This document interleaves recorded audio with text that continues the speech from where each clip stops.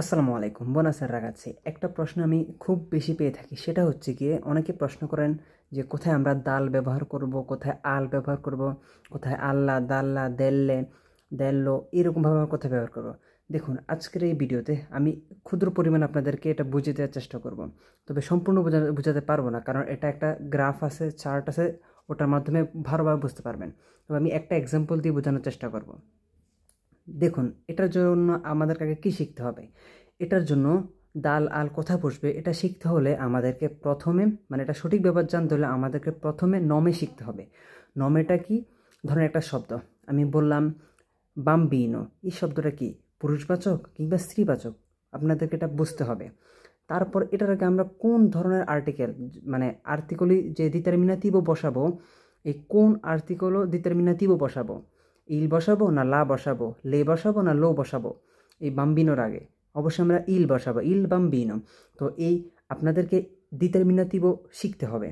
মূলত এই ডিটারমিনেটিভও এবং একটা শব্দ কি পুরুষবাচক কিংবা স্ত্রীবাচক, একবচনে কিংবা বহুবচনে কীভাবে আছে সেটার উপরে ভিত্তি করেই আমাদেরকে এই শব্দটা ব্যবহার করতে হবে, অর্থাৎ আল্লাহ দাল্লা। উদাহরণ হিসেবে আমি একটা শব্দ ব্যবহার করব, যেমন আলটা আমি ব্যবহার করব। ধরুন আমি বললাম আমি কাজে যাই, ইও বাদো আলাবোরারে, ইও বাদো আলাবোরারে, খেয়াল রাখবেন ইও বাদো আলাবোরারে। আবার বললাম ইও বাদো al lavoro, io vado al ristorante, io vado al supermercato।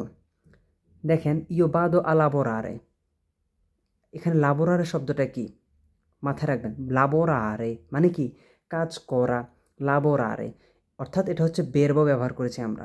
অর্থাৎ বেরবোর আগে কখনো বসেছে আর্টিকেলও কখনো বেরবোর আগে বসে? কখনোই না। এই জন্য আমরা প্রিপোজিশন শুধু বসিয়েছি। কি প্রিপোজিশনে, যেটাকে আমরা আ হিসেবে ব্যবহার করেছি। ইও বাদো আ লাবোরারে, আই গো টু ওয়ার্ক। এটা হচ্ছে অনির্দিষ্ট, এবং অনির্দিষ্ট কীভাবে বলেছি, যেমন আমি বলতে পারি ইও বাদো a lavorare in fabbrica, io vado a lavorare in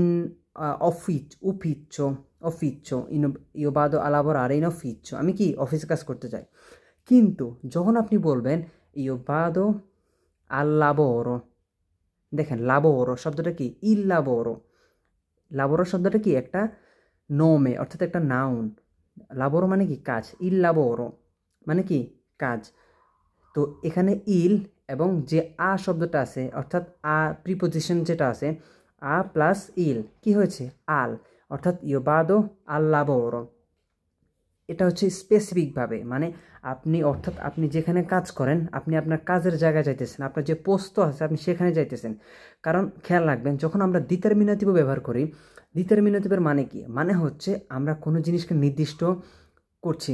যেমন আমরা বলি উনা মাক্কিনা, একটা গাড়ি মানে কি যে কোনো একটা গাড়ি। যখন বলবো লা মাক্কিনা, লা মাক্কিনা, লা মাক্কিনা, লা মাক্কিনা মানে কি গাড়িটা নির্দিষ্ট, মানে আমি এই গাড়িটার কথা বলছি। যেমন una macchina, আমার একটা গাড়ি আছে, la macchina è rossa, la macchina è rossa, la macchina è rossa, গাড়িটি কোনটি, una macchina মানে ওই গাড়িটি, মানে আমার যে গাড়িটি আছে সেই গাড়িটি কি লাল। এখানে আমি লা বলেছি কেন, লা বলেছি কারণ গাড়িটিকে আমি নির্দিষ্ট করেছি। প্রথমে অনির্দিষ্ট করে থাকলে পরে কি নির্দিষ্ট করেছি। তো পরিসমাপ্তি এইভাবে আমরা বলবো যে আ প্লাস ইল মানে আল, এবং আ প্লাস লা আল্লাহ। যেমন আমি বললাম কাস্সা শব্দটা কি কাস্সা মানে হচ্ছে ক্যাশ কাউন্টার, মানে যেখানে টাকা রাখি আমরা, কাউন্টার ক্যাশের ওটাকে আমরা কাস্সা বলে থাকি। তো আমি বললাম ইও বাদো আল কাস্সা না আল্লাহ কাস্সা, এখানে আল্লাহ কাস্সা হবে। কেন? এখানে আ আমরা ব্যবহার করেছি প্রিপোজিশন হিসেবে, টু মানে দিকে, কোথার দিকে, কাস্সার দিকে। আর লা বসেছে কেন, লা কাস্সা, লা দোন্না যেমন লা কাস্সা তেমন, কারণ কাস্সা শব্দটা কি স্ত্রীবাচক। তো এই জন্য আমাদেরকে শব্দটা শিখতে হবে। যদি এখানে কাস্সে হইতো, কাস্সে মানে স্ত্রীবাচকে বহু বচন, তাহলে আমরা কি বলতাম ইও বাদো আল্লে কাস্সে মানে কি ক্যাশ কাউন্টারগুলোর দিকে আমি যাইতেছি। তো এইরকমভাবে সবগুলো যতগুলো আছে, এটা একটা শার্ট আছে যেটা আমি আমার বেশি সময় লাগে নাই, আলহামদুলিল্লাহ আমার বুঝতে খুব অল্প সময় লাগছে এটা বুঝতে, যদিও প্রথম পর্যায়ে একটু হিবিজিবি লাগছিল।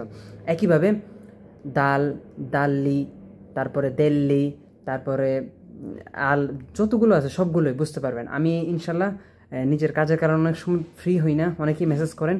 তো ইনশাল্লাহ আমার ইচ্ছা আছে যখন ফ্রি হব ভালোভাবে একবারে লিখে আপনাদেরকে বুঝিয়ে দেওয়ার চেষ্টা করব।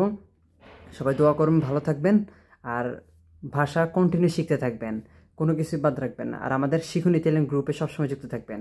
আর ফেসবুকে এবং ইউটিউবে অবশ্যই সাবস্ক্রাইব এবং লাইক দিয়ে রাখবেন। সবাইকে ধন্যবাদ। আসসালামু আলাইকুম।